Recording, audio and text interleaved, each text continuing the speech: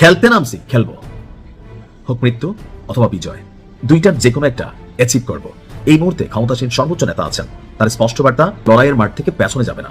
এখানে ঘরে ঘরে বীরদের জন্ম হয়, আমরা লড়াই চালিয়ে যাব। বর্তমান ক্ষমতাসীন প্রধান গুটিবাজ মীর জাফর সেই কাজগুলো করতেছে। অন্যদিকে নতুন এক হুমকি সবার হুশ উড়িয়ে দিয়েছে, মতো নাকানি চুবানি খাওয়াচ্ছে এমন এক ঘোষণা করেছে যা উড়িয়ে দিয়েছে, পরিষ্কার জানিয়ে দিয়েছে তবে তারা এমন সব সারপ্রাইজ দেবে যা শত্রুদের চিন্তা ভাবনার বাইরে থাকবে।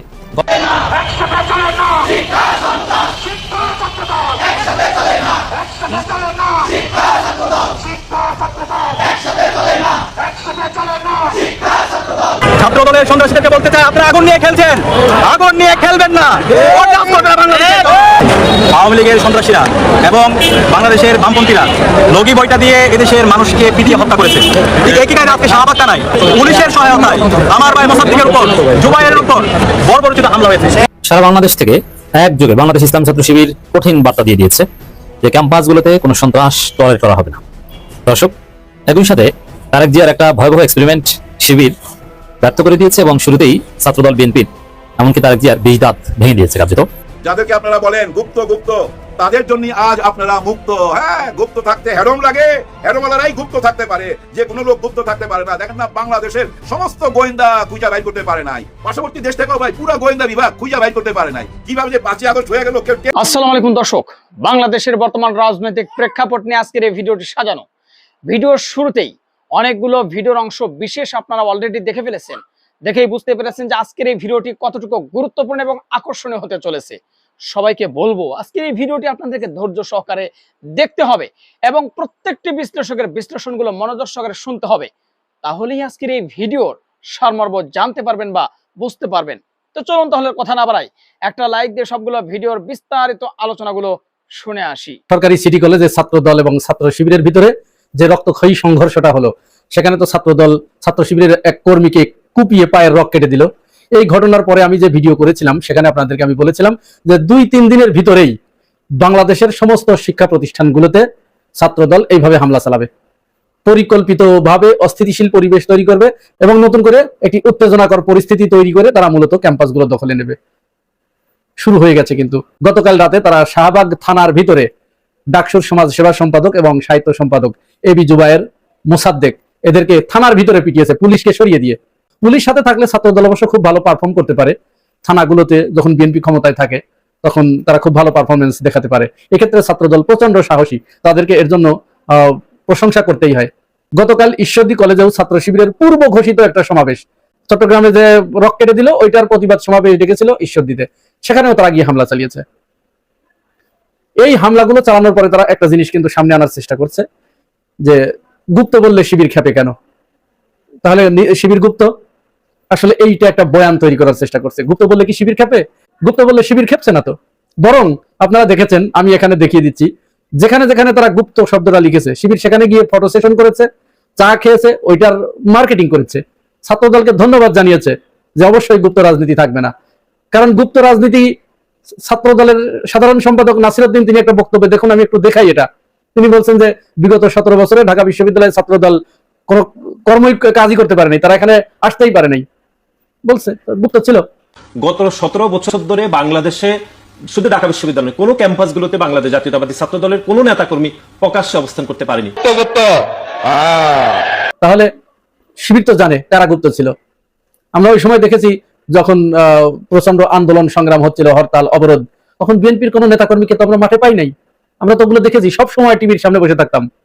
তখন আমাদের বর্তমান স্বরাষ্ট্রমন্ত্রী সালাউদ্দিন আহমেদ ভাই গোপনে তিনি তার বার্তা পাঠাতেন, মেসেজ পাঠাতেন, বিবৃতি দিতেন যে আপনারা হরতাল পালন করুন, এটা করুন, ওটা করুন, এগুলো গুপ্ত থেকে। এর ভিতরে এই গুপ্ত থাকা অবস্থায় তিনি গ্রেপ্তার হয়ে যান। যদিও এই ব্যাপারে অনেক কথা আছে, তাকে পরবর্তীতে শিলংয়ে পাওয়া গেছে।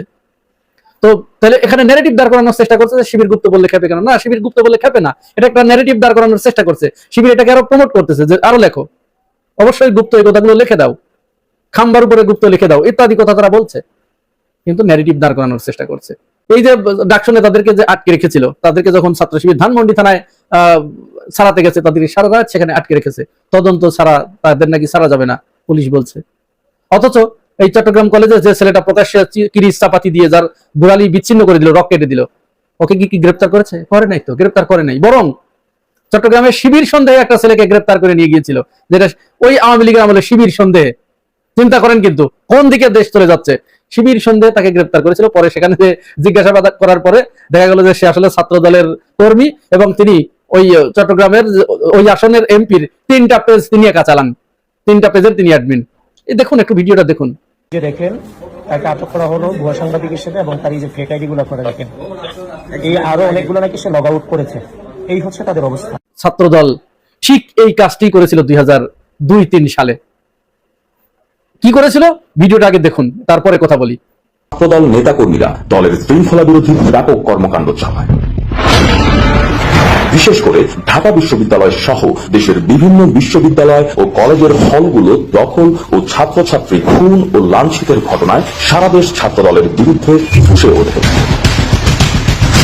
কোনো উপায় না দেখে তাই তড়িঘড়ি করে ছাত্রদলের সকল কার্যক্রম বন্ধ করে দেয় খালেদা জিয়া। ওই ছাত্রদলের অত্যাচারে 1 মাসে অতিষ্ঠ হয়ে গিয়েছিল এই দেশের সাধারণ। অর্থাৎ ওই সময় তারা পুরো ক্যাম্পাসকে নিয়ন্ত্রণে নেবার জন্য, দখল করার জন্য এই কাজগুলো তারা করেছিল। এখানে তারা 2টা কারণে এই অস্থিতিশীল পরিবেশ তৈরি করছে বলে রাজনৈতিক বিশ্লেষকরা মনে করছে, এবং এটাই সত্য। দুইটা উদ্দেশ্যকে সামনে রেখে। নাম্বার 1, প্রায় 3 মাস হতে চলল তারা ক্ষমতায়।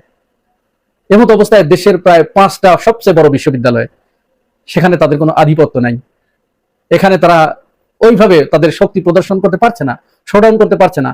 এই বিশ্ববিদ্যালয়গুলোর ছাত্র সংসদ নির্বাচনে ছাত্র শিবিরের একক সংখ্যাগরিষ্ঠতা সেখানে পেয়েছে, ছাত্ররা তাদের সাথে, যার কারণে ওই যে পেশি শক্তি এখানে তারা প্রদর্শন করতে পারছে না। এবং বিশ্ববিদ্যালয়ে তো অনেক ধরনের কাজ হয়, এখান থেকে তাদের আয়ের অন্যতম একটা উৎস।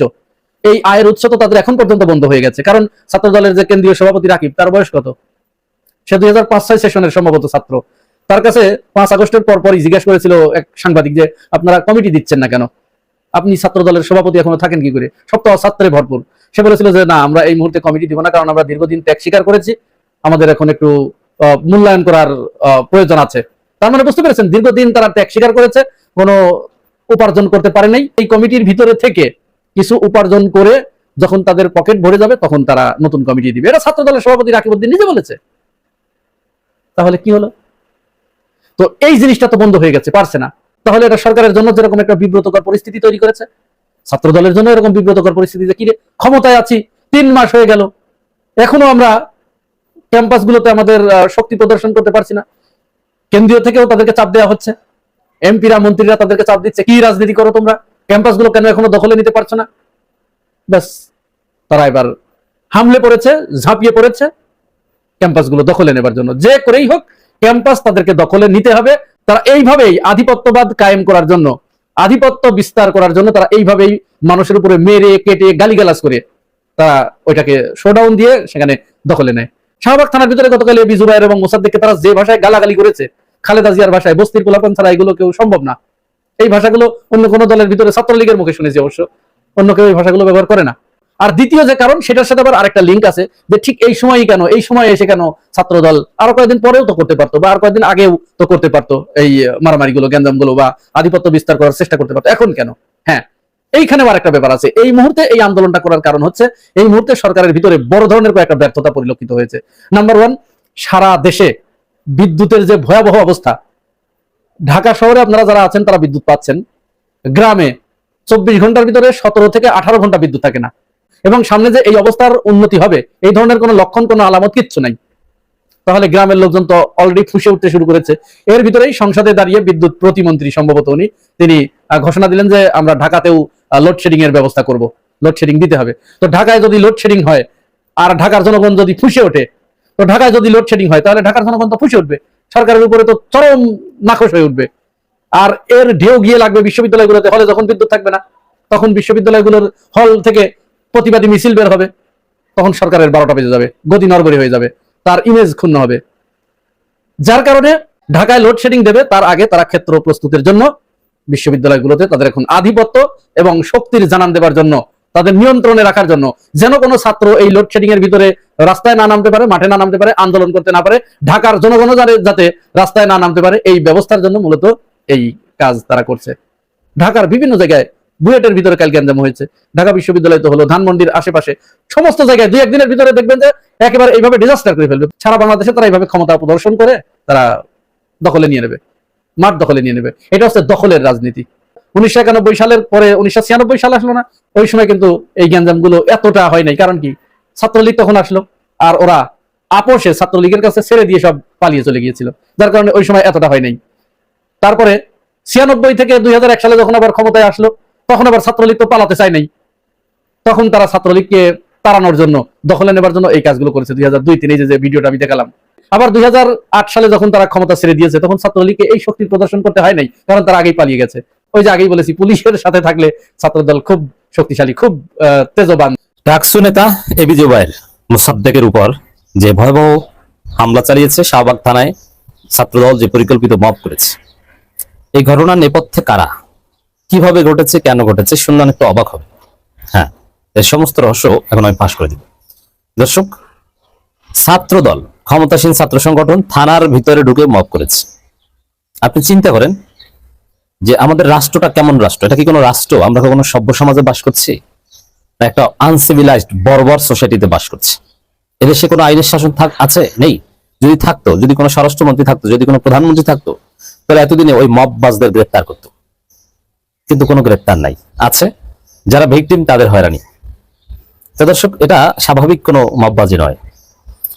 শাহবাগ থানায়, ঢাকা বিশ্ববিদ্যালয় সহ বিভিন্ন জায়গায় এবং দেশব্যাপী ছাত্রদল শিবিরের উপর যে হামলা করছে এবং থানার ভিতরে ঢুকে যে মব করছে, বিশেষ করে এবি জুবায়ের এবং মোসাদ্দেকের উপর যে হামলা, এটা পূর্ব পরিকল্পিত, ছাত্রদলের সাজানো পাতানো, এবং সবকিছু নেপথ্যে কলকাঠি নাড়ছেন তারেক রহমান নিজেই।